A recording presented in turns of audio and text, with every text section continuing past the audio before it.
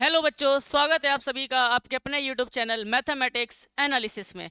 तो जैसा कि आप सभी लोगों ने देखा कि हम आप लोगों को यूपी बोर्ड की हिंदी पढ़ा रहे हैं और जिसमें हमने रस, छंद, अलंकार, मॉडल पेपर हिंदी का जो कि यूपी बोर्ड द्वारा रिलीज किया गया था वो, और कल हमने आपको दिया पंचलाइट की कहानी। सर, पंचलाइट की कहानी याद कर लेंगे तो काम हो जाएगा क्या? नहीं बेटा, आपको सारी कहानी पढ़ के जानी है पेपर में। क्योंकि पिछले साल क्या हुआ कि पेपर में पंचलाइट की कहानी नहीं पूछी गई, लाटी तथा बहादुर की कहानी पूछी गई। तो मेरे प्यारे बच्चों, दिक्कत ना हो पेपर में तो सारी कहानियां हम लोगों को पढ़ के जानी है। लाटी कहानी आज आपके लिए बहुत इंपॉर्टेंट कहानी होने वाली है और एक ऐसी कहानी होने वाली है जो कह सकते हैं जैसे कि बहुत दुख भरी कहानी और स्ट्रगल की कहानी। एक लड़की कैसे स्ट्रगल करती है अपने ससुराल में जाके, उससे बेस हमारी ये कहानी होने वाली है। लाटी जो कि शिवानी जी के द्वारा लिखी गई है, इसकी जो लेखिका है वो शिवानी है, इन्होंने इसको लिखा हुआ है। आखिरकार लाटी में जो मुख्य पात्र हैं वो कौन कौन है, पहले हम लोग जानेंगे लाटी कहानी में है कौन कौन लोग, उसके बाद पढ़ेंगे क्वेश्चंस कैसे कैसे पेपर में आते हैं। देखो, लाटी में एक लड़की है जिसका नाम है बानो। बाद में इसका नाम लाटी पड़ जाता है। कब पड़ता है? जब ये आत्महत्या की कोशिश करने के लिए नहर से कूदने के लिए जाती है। लेकिन अभी हम लोग सारी चीजें पढ़ेंगे बाद में, अभी आप सुनते चलो। बानो कौन है? बानो का ब्रैकेट में नाम लिखा हुआ लाटी, ये लाटी बाद में नाम पड़ता है इसका, अभी प्रेजेंट टाइम पे इसका नाम बानो है।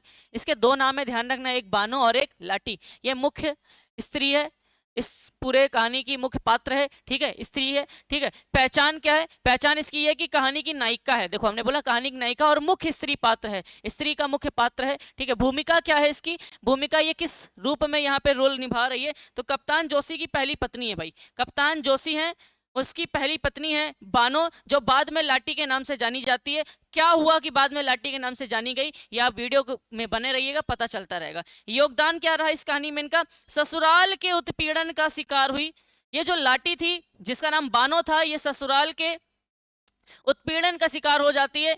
6 रोग जिसको हम लोग टीबी के नाम से जानते हैं उससे ग्रसित हो जाती है, आत्महत्या का प्रयास करने लगती है और अंत में एक स्वाभिमानी आत्मनिर्भर महिला लाटी के रूप में सामने आती है। वह नारी जीवन की त्रासदी का प्रतीक है, ये लिखा हुआ है, वह नारी जीवन की त्रासदी का प्रतीक। हल्का सा ऊपर ले लेंगे इसको, वह नारी जीवन की त्रासदी का प्रतीक। त्रासदी का मतलब होता है दुख से भरी हुई है, उसका जीवन पूरा दुख से भरा हुआ तंग है, ठीक है। तो क्या है, सबसे पहले आपको ध्यान रखना है कि भैया बानो है कौन? बानो को ही हम लोग लाटी कहें और इस पे ही कहानी पूरी आज की बेस्ड है। नाम ही है कहानी का क्या? लाटी। देखो बेटा, क्या है कि ससुराल में कोई लड़की जब ब्याह होके जाती है तो उस ससुराल में जो सास होती हैं वो पहले तो कहती हैं कि जो बेटी आएगी वो हमारी भी बेटी होगी, मतलब जो हमारी बहू आएगी वो हमारी बेटी की तरह ही होगी। लेकिन कितना भी कर ले, लेकिन सास के माइंड में बेटी और बहू के बीच में डिफरेंस क्रिएट हो जाता है। वो बहू को बेटी नहीं मानती है, उत्पीड़न करती है। आजकल इसी तरीके का माहौल चल रहा है, इस वजह से आत्महत्याएं ज्यादा बढ़ रही हैं। कहीं दहेज के प्रति बहू को ताने दिए जा रहे हैं। मतलब बहू जो है वो नए घर में जाकर बहुत सारी चीजों का सामना करती है। कैसे कैसे करती है इस कहानी के माध्यम से समझाया गया है, ठीक है। आइए देखो, सबसे पहले बानो थी, बानो की सारी चीजें मैंने बताई। बानो है कौन? कप्तान जोशी की पहली पत्नी है, ध्यान रखिएगा, ठीक है। अच्छा, दूसरी पत्नी कौन थी? सर, इसने दोनों दो दो शादी की थी क्या? बिल्कुल की थी, आगे बताएंगे, ठीक है। तो बानो के बारे में आप लोगों ने यहाँ पे समझा। देखो फिर क्या है, जोशी। जोशी हमने आपको बताया जो कि कप्तान जोशी था, आगे चल के मेजर बन जाता है, ठीक है। जोशी कौन है? जोशी की पहचान क्या है? वो कहानी के नायक हैं और मुख्य पुरुष पात्र हैं, ठीक है। यहाँ दो लोग हैं, एक लाटी जो कि मुख्य स्त्री पात्र हैं और एक जोशी है, कप्तान जोशी, जो कि पुरुष पात्र हैं जिन पे बेस्ड कहानी है, ठीक है। भूमिका क्या है इनकी? सेना के कप्तान है, भारतीय सेना के कप्तान है और बानो लाटी का पति है। बानो लाटी का पति है, अर्थात ये जो जोशी था वो अपने आपको बताया था, ये बानो अर्थात लाटी का क्या था? पति था, ठीक है। ध्यान रखिएगा, बानो नाम पहले था, लाटी बाद में पड़ा। क्यों पड़ा लाटी वो अभी आपको बता देंगे। योगदान क्या रहा इनका? योगदान रहा कि बानो से अत्यधिक प्रेम करने वाला कर्तव्य परायण सैनिक था। बानो की मृत्यु का भ्रम होने पर और सामाजिक दबाव में दूसरी शादी करने का विवश पति था। ये बानो को बहुत ज्यादा चाहता था, ये बानो को तो बहुत ज्यादा चाहता था, लेकिन हुआ क्या अभी आपको आगे पता चलेगा कि बानो आत्महत्या करने की कोशिश करती है और उसको लगता है कि मेरी पत्नी मर गई है और सामाजिक दबाव के कारण इसने दूसरी शादी कर ली। लेकिन ये प्रेम बहुत ज्यादा करता है, पति में कोई दिक्कत नहीं थी, पति में कोई दिक्कत नहीं थी। कप्तान जोशी कभी लाठी को परेशान नहीं करता था, इसमें कोई दिक्कत नहीं थी, ध्यान रखिएगा, ठीक है। तो ये आप लोगों को एक बात ध्यान रखनी है, जोशी कौन था? जोशी लाटी का पति था, पहला पति था, और ये लाटी से अर्थात बानों से बहुत अत्यधिक प्रेम करता था। ठीक है, कर्तव्य परायण सैनिक भी था, साथ ही साथ सैनिक भी था। बानों की मृत्यु का भ्रम होने पर उसको भ्रम हुआ कि वो उसकी मृत्यु हो गई है, बाद में पता चलेगा। और सामाजिक दबाव में दूसरी शादी करने वाला एक विवश पति था, जबरदस्ती इसने उससे क्या की थी, दूसरी पत्नी से शादी की थी। अब देखो थोड़ा सा और समझिए, कप्तान जोशी के परिवार में कौन कौन लोग थे। देखो, एक पिता थे जो कि जोशी के पिताजी थे। कप्तान जोशी के पिताजी बानो के प्रति कठोर और उत्पीड़न का व्यवहार रखते थे। बानो जो कि कप्तान जोशी की पहली पत्नी है, उस पर बहुत ज्यादा उत्पीड़न किया जाता है, बहुत ज्यादा दबाव डाला जाता है, बहुत सारी ससुराल में तानों का सामना करना पड़ता है। और ये सब करने वाले कौन है, इनके पिताजी हैं, इनकी माताजी हैं। किसकी, जोशी की माताजी हैं, जो कि बानो को बहुत ज्यादा अत्याचार करती हैं बानो पर। ठीक है, माँ जोशी की माताजी क्या है, जोशी की माताजी वह भी बानो को प्रताड़ित करने में सक्रिय थी, अर्थात सबसे ज्यादा पिताजी प्रताड़ित करते थे, और माता का भी उसमें कहीं ना कहीं हाथ था, बानो को ससुराल में परेशान करने का, उत्पीड़न देने का। ठीक है, प्रभा कौन थी, प्रभा कप्तान जोशी की दूसरी पत्नी थी। हुआ क्या, अभी आगे कहानी में आपको पता चलेगा। कप्तान जोशी ने दूसरी शादी कर ली थी भ्रम में आके कि उसकी जो पहली पत्नी बानो वो खत्म हो चुकी है, लेकिन ऐसा नहीं था। आगे सारी चीजें समझ में आने वाली है। नैनीताल में जब वो लोग जाते हैं तो वहां पे दोनों लोग मिलते भी हैं। ठीक है,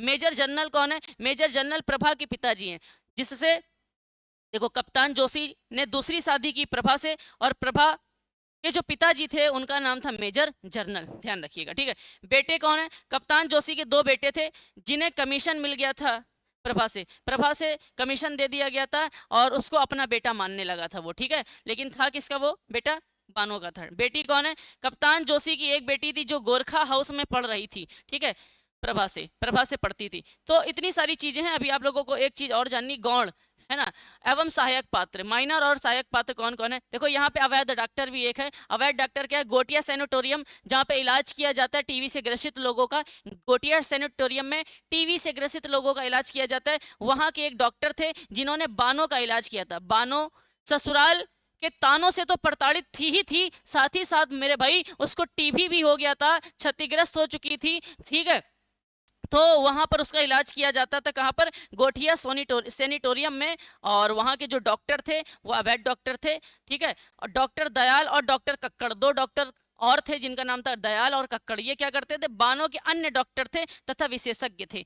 कुछ डॉक्टर थे जो गोटिया सेनेटोरियम में बानों का इलाज करते रहते थे। इसके अलावा दो डॉक्टर और थे, दयाल और कक्कड़, कहानी के कहीं बीच में आएगा तो ध्यान रखिएगा, ये विशेषज्ञ थे और बानों के अन्य डॉक्टर थे। ठीक है, गमन सिंह मालदार कौन था, कैदी व्यापारी था जो टीबी सेनेटोरियम में भर्ती था, नेपाली भाभी का पति था। आगे चल के एक कहानी में पात्र जुड़ेगा, नेपाली भाभी, उसका एक पति था जिसका नाम था गमान सिंह मालदार। ठीक है, नेपाली भाभी कौन थी, गमन सिंह मालदार की पत्नी थी जो गोल मटोल व स्वभाव से हंसमुख रौबदार ठकुरानी थी। हेड वैष्णवी कौन थी, वैष्णवियों की हेड जिसकी आवाज मर्दानी व स्वरमुखर था। एक हेड वैष्णवी थी उस डॉक्टर, उस अस्पताल में, है ना।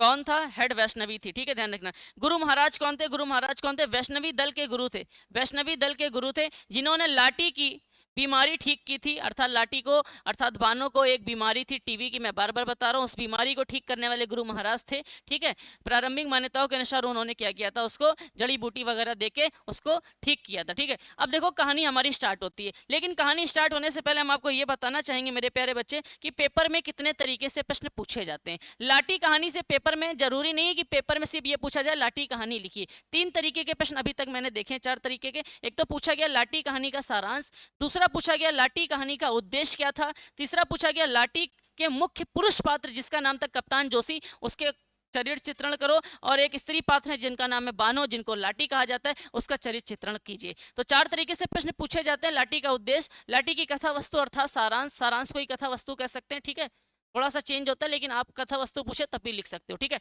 उद्देश्य पूछा जाएगा, उद्देश्य पुरुष पात्र कभी कभार ऐसा लिख के आ सकता है, कप्तान जोशी के चरित्र चित्रण को समझाइए। कभी कदार ऐसे लिख के आ सकता है कि लाठी कहानी के पुरुष पात्र, मुख्य पुरुष पात्र जो थे उनका चरित्र चित्रण कीजिए। स्त्री पात्र का चरित्र चित्रण कीजिए। स्त्री पात्र में कौन थी? बानो थी, तो बानो का चरित्र चित्रण पूछा जा सकता है, अर्थात लाठी का चरित्र चित्रण पूछा जा सकता है। आइए सबसे पहला हमारा क्वेश्चन स्टार्ट होने जा रहा है। लाठी कहानी का सारांश अर्थात कथा वस्तु हमारे पेपर में पूछी जाती है और यही सबसे ज्यादा इंपॉर्टेंट है हमारे लिए। कैसे लिखना है वो हम आप लोगों के लिए लेके आए बहुत प्यारे तरीके से। किताब में थ्योरी लिखी है मैंने आपके लिए, यहाँ पे हेडिंग बाय हेडिंग सारी चीजें लिखी हैं, आप लोगों को इसको समझना होगा कहानी को। देखो, लाठी कहानी लेखिका शिवानी द्वारा रचित एक मार्मिक और त्रासदीपूर्ण कहानी है जो एक उपेक्षित नारी के जीवन संघर्ष को दर्शाती है। एक नारी, हर नारी के जीवन में संघर्ष है। अपने ससुराल में जाने के बाद अपना घर छोड़ के तो बेचारी आती ही आती है, और साथ ही साथ घर छोड़ के जब नए घर में जाती है, ससुराल में जाती है,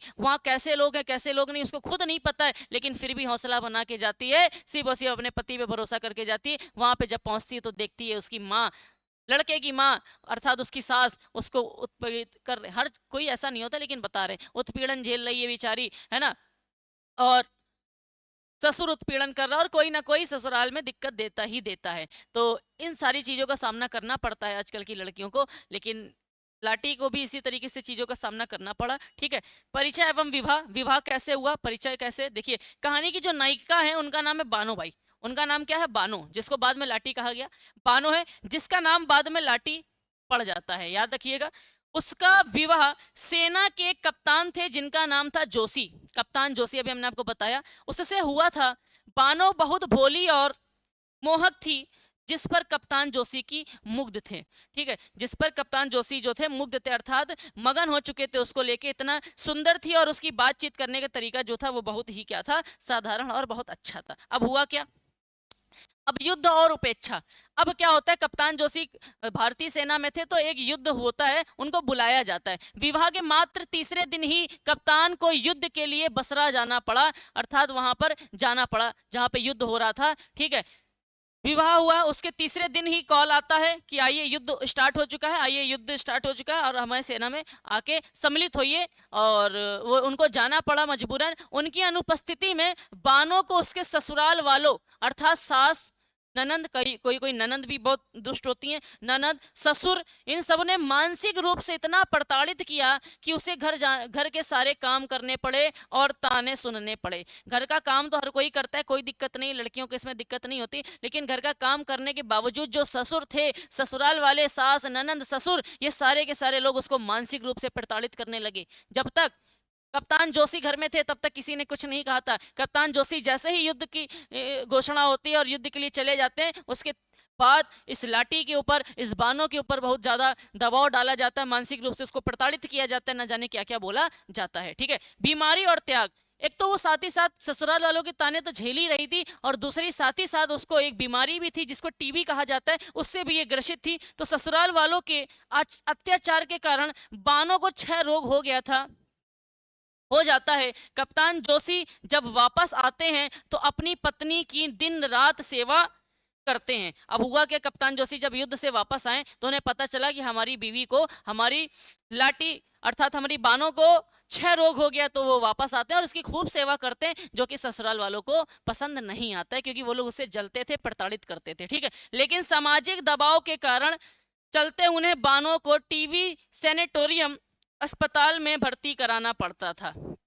अब क्या, लोग कहते थे तुम लड़के हो के उसकी सेवा कर रहे हो या वगैरह वगैरह जो भी है, तो उसने क्या किया, फिर अंत में गोनिया सैनिटोरियम में उसको जाके भर्ती करा दिया जहां पे टीवी का इलाज हुआ करता था। ठीक है, अब हुआ क्या, सैनिटोरियम के कठोर वातावरण और जीवन से निराश होकर बानो एक दिन नदी में कूदकर आत्महत्या करने की कोशिश करती है। अब हुआ क्या, ये जो अस्पताल था, सेनेटोरियम, वहां पर अलग अलग प्रकार के लोग रहते थे, वहां पे भी उसको अत्याचार सहना पड़ा क्योंकि वहां का जो वातावरण था बहुत कठोर था, बोलने का तरीका बड़ा बेकार था, लोग कैसे बात करते थे, ताने देते थे, बहुत कुछ उसको सहना पड़ा। सुन सुन के वो पागल हो चुकी थी। आप सोच सकते हो, मानसिक दबाव इतना ज्यादा हो गया था कि वो बहुत ज्यादा डिस्टर्ब हो चुकी थी। तो भैया एक दिन फैसला करती है और वह नदी में कूदने का फैसला करती है, आत्महत्या करने का फैसला करती है। तो मेरे भाई वो कूद कर आत्महत्या की कोशिश करने लगी। कहां पर? नदी में कूदने लगी और वहां पर नदी में कूदने के लिए गई और वहां पे उसने आत्महत्या करने की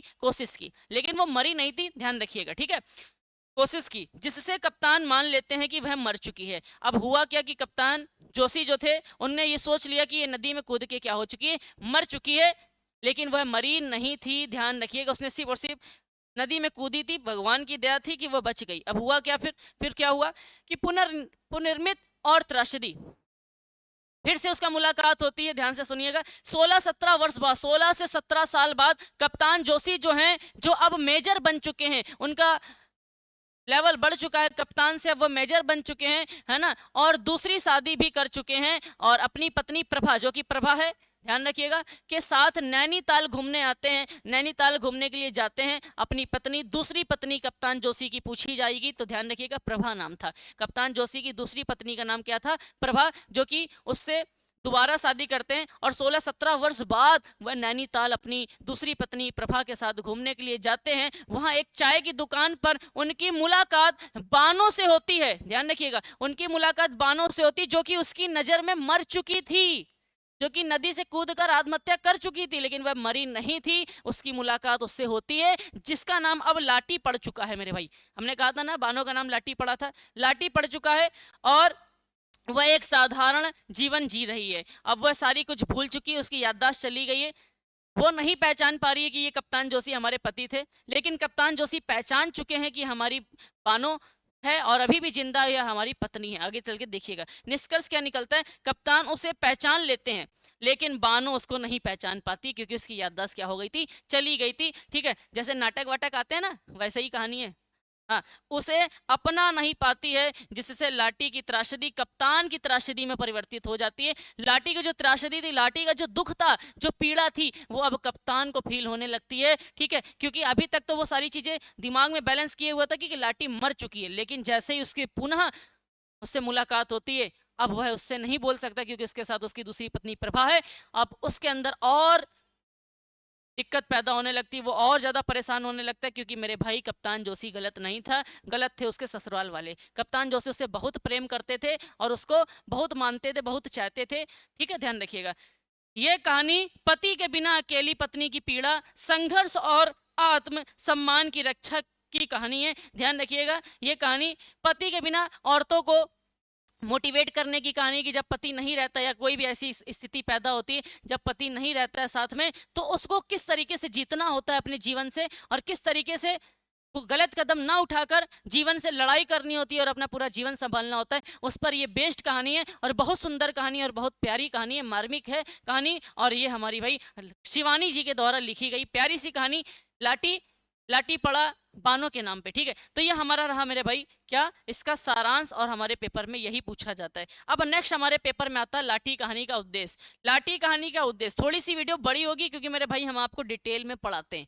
ठीक है, हम आपको बेसिक बेसिक चीजें, कहानी कहानी खाली नहीं सुनाते, हम आपको लिखने के तरीके भी बताते हैं और पेपर में कितने तरीके से क्वेश्चंस पूछे जाते हैं इसको भी समझाते हैं। ठीक है, तो लाठी कहानी का उद्देश्य क्या है, लाठी कहानी का उद्देश्य क्या है कि कहानीकार शिवानी ने इस कहानी के माध्यम से समाज को निम्नलिखित संदेश दिए हैं और उद्देश्य दिए हैं। अब कुछ ना कुछ उद्देश्य होता है कहानी लिखने के, कि लोगों तक हमारा संदेश पहुंच सके, वो परिवर्तन अपने अंदर ला सको इस कहानी को पढ़ के, उस चीज को पढ़कर आप अपने अंदर आग पैदा कर सको, सीख सको, कुछ सीख लो, है ना। तो क्या सीख मिली इस कहानी से, देखिएगा। नारी जीवन की त्रासदी, नारी जीवन में जो दुख होता है, पीड़ा होती है, वो आपको एक तो सबसे पहले सीखने को मिली क्या, कि कहानी का मुख्य उद्देश्य पति से दूर अकेली रहने वाली पत्नी के जीवन की त्रासदी और उस पर होने वाले पारिवारिक व सामाजिक उत्पीड़न को उजागर करना है। ध्यान रखिएगा, ये जो कहानी है आपको बता रही है कि एक लड़की सामाजिक के साथ, समाज के साथ साथ, समाज के तानों के साथ साथ परिवार वालों जब ताने देने लगते ना, तो बहुत ज्यादा मानसिक प्रताड़ित किया जाता है उसको, तो वो बहुत तरीके से कह सकते हैं बहुत परेशान हो जाती, तभी कुछ ना कुछ गलत करती है ना। तो ध्यान रखिएगा, ये सब सीख बताया जा रहा है कि ऐसा होता है। ठीक है, दूसरा क्या है कि सामाजिक रूढ़ियों पर प्रहार, समाज में विधवा या पति से दूर रहने वाली महिला के प्रति लोगों के कठोर और संवेदनहीन रवैये पर गहरा प्रहार करना। कहानी लाटी शिवानी जी के द्वारा दो लिखी गई। शिवानी जी का मानना है कि जब कभी किसी का पति नहीं रहता तो उस पर बहुत अत्याचार होता है, ऐसे लोगों पर किस तरीके से हम लोगों को शिकंजा कसना है, सतर्क रहना होगा एक्टिव रहना होगा और हमको सभी का साथ देना होगा। किसी का पति मर भी गया हो तो भी उस पत्नी को कभी प्रताड़ित नहीं करना चाहिए, इस तरीके से वह बताना चाहती हैं। तीसरा है आत्मसम्मान और स्वावलंबन। जब पति नहीं रहता है तो किस तरीके से खुद पर निर्भर होना होता है और अपने जीवन से लड़ना होता है, जीवन से घबराना नहीं होता है। पति के ना होने के बाद उससे लड़ना होता है, ध्यान रखिएगा। तो बानो जो कि लाठी के माध्यम से यह दर्शाना है कि विपरीत परिस्थितियों में भी एक स्त्री कैसे संघर्ष करती है और अपने आत्मसम्मान को बचाए रखने के लिए आत्मनिर्भर होकर जीवन जीती है। तो जब कभी कोई पति नहीं रहता है तो एक पत्नी किस तरीके से अपने जीवन को जीती है, आत्मनिर्भर हो जाती है, उसका उस समय कोई नहीं होता है मेरे भाई, ध्यान रखिएगा। शादी के बाद ना तो फिर ससुराल वाले होते क्योंकि उनका बेटा तो मर गया, तो वो तुमको तो मानेंगे ही नहीं कुछ, तुमको कहीं निकलो अब तुम अपने रास्ते। घर वाले भी तुमको अब एक्सेप्ट नहीं कर पाएंगे क्योंकि शादी हो चुकी है, अब ज़्यादा दिन तक तुम्हें कोई घर पे नहीं रख सकता है, ठीक है। तो आपको खुद आत्मनिर्भर होना होता है और खुद अपना जीवन क्या करना होता है, यापन करना होता है। तो किस तरीके से आत्मसम्मान और स्वावलंबन, खुद पर ही निर्भर होना होता है कब, पति के मरने के बाद। इस कहानी से ये भी उद्देश्य दिया जा रहा है, ठीक है। पुरुष प्रधान मानसिकता, यह दिखाना कि किस प्रकार पुरुष प्रधान समाज की संकीर्ण मानसिकता एवं निर्दोष और भोली स्त्री का जीवन नष्ट कर देती है। किसी भी स्त्री का जीवन 2 पल में कैसे नष्ट कर देती है, ये कहानी का उद्देश्य है। और भी बहुत सारी चीजें हम आपके लिए लिख के लाए। एक लास्ट है करुणा और मानवीयता। पाठक के मन में बानों के प्रति करुणा और सहानुभूति का भाव जागृत करना तथा लोगों को मानवीय व्यवहार अपनाने के लिए प्रेरित करना है। लोगों को मानवीय व्यवहार अपनाना चाहिए, चाहे बेटी ससुराल में हो चाहे अपने घर में हो, वो बेटी ही है। जिस तरीके से अपनी बेटी को बेटी मान के पाल रहे होते हो ना बचपन से, वैसे ही जब बहू आती है तो उसको भी बेटी मानना चाहिए, उसके ऊपर भी वैसा ही व्यवहार करना चाहिए जैसे बेटी के साथ करते हैं, क्योंकि वो भी किसी की बेटी है और वो आपके घर को चलाने के लिए आई है, ठीक है, ध्यान रखिएगा। आइए नेक्स्ट हमारी कहानी स्टार्ट होती है और कहानी अब है कप्तान जोशी के प्रमुख चित्रण अर्थात चरित्र चित्रण की। मुख्य पात्र हैं, कभी कभार पूछा जाता है कि लाठी कहानी के मुख्य पात्र अर्थात पुरुष पात्र का चरित्र चित्रण कीजिए। ये कभी कभार कहता है कप्तान जोशी का चरित्र चित्रण कीजिए। कैसे करोगे, कप्तान जोशी के बारे में कैसे बताओगे? तो देखो, कप्तान जोशी कहानी के मुख्य पुरुष पात्र हैं, उनका चरित्र चित्रण निम्नलिखित है, ठीक है, ऐसे लिख दीजिएगा। पहला लिखिएगा स्नेहमयी और समर्पित पति। यह भैया स्नेहमयी था, बहुत प्रेम करता था और समर्पित पति था। और यहाँ पे लिखा भी गया कप्तान जोशी अपनी पत्नी बानो से अगाह प्रेम करते थे। बानो के 6 रोग से ग्रस्त होने पर भी वह बिना किसी परवाह के दिन रात उसकी स्नेहमयी सेवा करते हैं। मेरे भाई, जब किसी को टीवी हो जाती है तो उसके पास लोग ना जाते हैं, ना खाना खाते हैं, ना पानी पीते हैं, है ना, और ना उसके पास जाना पसंद करते हैं। खांस भी देता है तो लोग कहते हैं टीवी ट्रांसफर हो जाता है, अर्थात वो क्योंकि 6 रोग है, छूने से ही बढ़ता है ना, तो लोग डरते हैं। लेकिन फिर भी बिना परवाह किए ये जो कप्तान जोशी था अपनी पत्नी से बहुत प्रेम करता था और अगाह प्रेम करता था, बहुत ज़्यादा प्रेम करता था। टीवी हो जाने के बावजूद वह उसकी रक्षा करता था, लेकिन सामाजिक दबाव के कारण उसको भैया वहाँ पे सैनिटोरियम में भर्ती करना पड़ा। वहाँ के कठोर व्यवहार के कारण वह नदी में कूद गई, मानसिक आघात हो गया उसको, वह नदी में कूद जाती है, आत्महत्या कर लेती है। और मेरे भैया जो कप्तान जोशी थे, इन्होंने मान लिया कि हमारी पत्नी बानो मर चुकी है। 17-18 साल बाद वह एक प्रभा उस दूसरी शादी करता है और 17-18 साल बाद वह नैनीताल में घूमने जाता है। तो एक चाय की टपरी पे वो उससे मुलाकात होती है और बानो तो उसको भूल चुकी थी, लेकिन कप्तान जोशी उसको नहीं भूला था, ठीक है। तो इसी कहानी तरीके से आपको मैंने समझाया, आपको कहानी याद हो जाएगी अगर आप इसको सुनोगे तो, ठीक है।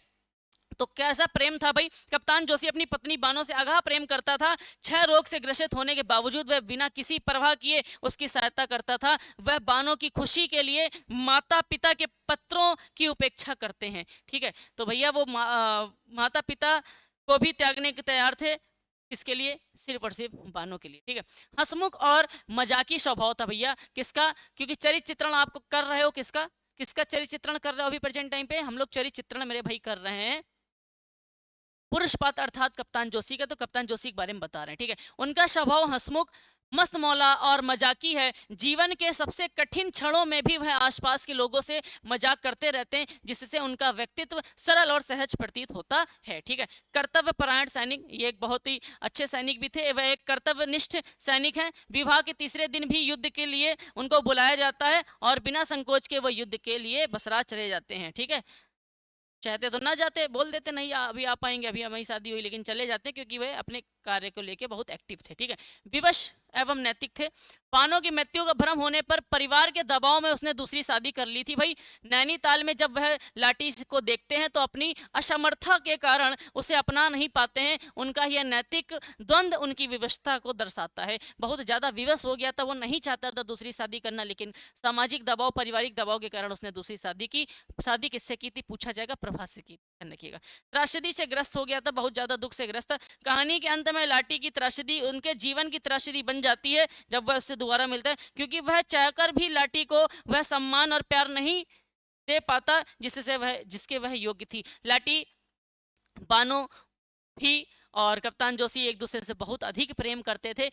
जैसे ही कप्तान जोशी उसको 17 साल बाद मिलते हैं, चाहते तो हैं, मैंने आपको बताया था, लेकिन नहीं कर पाते क्योंकि उसके साथ उसकी पत्नी प्रभा थी और वह प्रेम नहीं जता पाते। ठीक है, अब हमारे पेपर में अंतिम क्वेश्चन पूछा जाएगा मेरे भाई, कहानी के मुख्य स्त्री पात्र बानो लाठी का चरित्र चित्रण, लाठी के बारे में बताइए। लाठी का चरित्र चित्रण भी पूछा जा सकता है मेरे भाई पेपर में। ठीक है, तो ध्यान रखिएगा क्या लिखेंगे, बानो लाठी इस कहानी की केंद्रीय पात्र है, मुख्य नायिका है, जिसका चरित्र चित्रण इस प्रकार है। ठीक है, इनके ऊपर ही कहानी लिखी गई है। भोली और मोहक थी। शुरुआत में बानो का व्यक्तित्व अत्यंत भोला, सरल और मोहक था। इसी सरलता पर कप्तान जोशी क्या थे, मुग्ध हो गए थे। ठीक है, संघर्षशील और सहनशीलता, पति की अनुपस्थिति में ससुराल के अत्याचारों को उसने अत्यधिक सहनशीलता के साथ सहा। घर का सारा काम करना, ताने सुनना और मानसिक प्रताड़ना झेलना उसकी एक संघर्षशीलता को दर्शाता था। ठीक है, ध्यान रखिएगा, बहुत संघर्ष उसने झेला था। थर्ड हेडिंग हमारी है प्रेम परायण। कप्तान जोशी के प्रति उसका अगाध प्रेम था। उनकी सेवा में वह किसी भी रोग की परवाह नहीं करती थी। वह एक दूसरे से बहुत अत्यधिक प्रेम करते थे। ध्यान रखिएगा। पीड़ित और निराश, पीड़ित थी। काहे से पीड़ित थी, ससुराल वालों की उपेक्षा और टीबी सैनिटोरियम के कठोर जीवन से निराश होकर वह आत्महत्या का प्रयास करती है और उसकी गहरी पीड़ा को दर्शाता है ये, क्योंकि बहुत ज़्यादा प्रताड़ित हो चुकी थी। एक तो सैनिटोरियम में जब उसको भर्ती किया गया तो वहाँ के लोगों के द्वारा जो कठोर व्यवहार किया जाता तो उससे और ज़्यादा वो आघात हो चुकी थी और वह नदी में कूद के आत्महत्या करने की कोशिश करती है और मरती नहीं है, बच जाती है। ध्यान रखिएगा। आत्मसम्मान और स्वावलंबी, लाठी के रूप में। मृत्यु के मुंह से लौटने के बाद, हमने बोला ना मृत्यु नहीं होती उसकी, वह मृत्यु के मुंह से लौट जाती है। जब वह लाठी के रूप में जीवन जीती है, नाम बदल जाता है उसका, लाठी हो जाता है क्योंकि वह सब कुछ भूल चुकी थी। तो और वह एक आत्मसम्मान वाली और स्वावलंबी स्त्री के रूप में सामने आती है। वह अब किसी पर निर्भर नहीं है और अपनी आजीविका स्वयं कमाती है। अब जब जैसे ही वह कूद कर कूदती है, बच जाती, कैसे न कैसे बची जाती है ना, दूसरा जीवन जीती है और लाठी के रूप में जीती, सब कुछ भूल चुकी थी, आत्मनिर्भर हो जाती है और अपना जीवन क्या करने लगती मेरे भाई, जीने लगती। इस प्रकार से मेरे भाई चरित्र चित्रण है किसका, लाठी का। एक अंतिम है त्रासद अंत, किस तरीके से उसकी त्रासदी का अंत होता है, किस तरीके से उसकी पीड़ाओं का अंत होता है, किस तरीके से उसका दुख का अंत होता है। तो उसका जीवन शुरू से अंत तक त्रासदी से भरा रहा, फिर भी वह एक साहसी नारी के रूप में खड़ी रहती है और वह अपने जीवन को क्या करती रहती है, जीती रहती है, कभी अपने जीवन से हार नहीं मानती है।